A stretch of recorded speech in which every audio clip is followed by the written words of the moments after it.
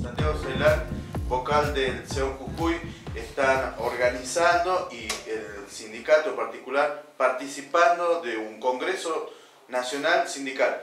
Sí, estamos participando el día de hoy, del día de mañana, de un congreso que se va a hacer en Salta. Bueno, es un congreso que nosotros convocamos a partir del 11 de marzo con sindicatos de todo el país.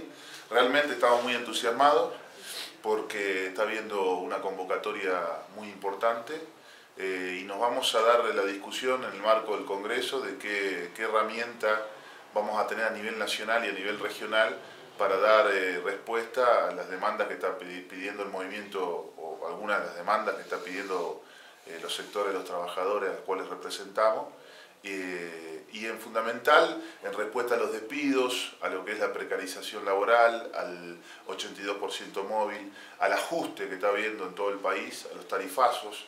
Realmente hoy nosotros arrancamos este congreso en parte viendo que había una gran demanda, una gran falta de una herramienta de coordinación a nivel nacional que diera abasto o diera respuesta frente a estas problemáticas que te nombraba. ¿Dónde se va a realizar el congreso? Se va a realizar en el Club San Martín, que queda en la calle República Siria, número 49, en Salta Capital.